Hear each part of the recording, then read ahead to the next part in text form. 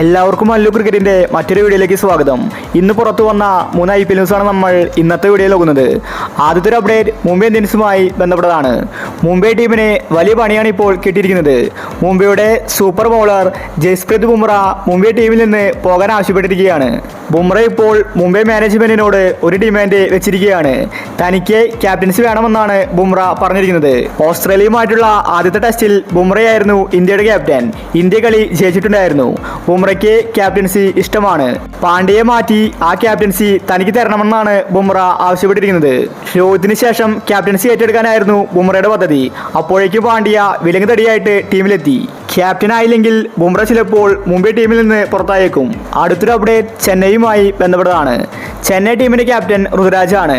ധോണിക്ക് ശേഷം ഋതുരാജിനെയാണ് CSK ക്യാപ്റ്റനാക്കിയത്.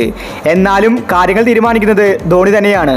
Chennai team ഇപ്രാവശ്യം ഒരു സീനിയർ താരത്തിന് ക്യാപ്റ്റൻസി കൊടുക്കുമെന്ന റിപ്പോർട്ടാണ് വന്നിരിക്കുന്നത്.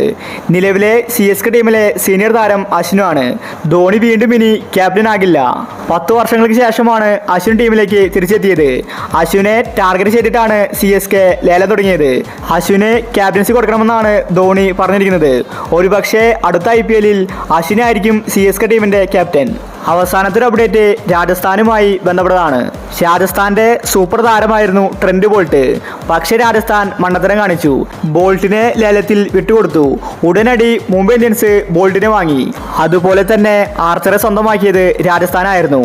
ആർച്ചർക്ക് വേണ്ടി മുംബൈ ടീം ലേലത്തിൽ വിളിച്ചിട്ടുണ്ടായിരുന്നു. പക്ഷെ അവർക്ക് ലഭിച്ചില്ല. ഇപ്പോഴിതാ ട്രെന്റ് ബോൾട്ട് മുംബൈ ടീമിലേക്ക് മടങ്ങി വരികയാണ്. ആർച്ചർക്ക് വേണ്ടി മുംബൈ ഇന്ത്യൻസാണ് ഇപ്പോൾ രാജസ്ഥാനുമായിട്ട് ട്രേഡ് ആവശ്യപ്പെട്ടിരിക്കുന്നത്.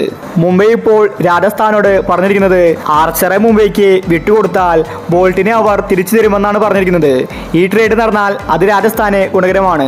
ആർച്ചർക്ക് എപ്പോൾ വേണമെങ്കിലും പരിക്ക് പറ്റാം. എന്നാൽ ബോൾട്ട് അങ്ങനെയല്ല. ഡെത്ത് ഓവറുകളിൽ ബോൾട്ട് ഉണ്ടെങ്കിൽ അത് രാജസ്ഥാന് ഗുണകരമാണ്.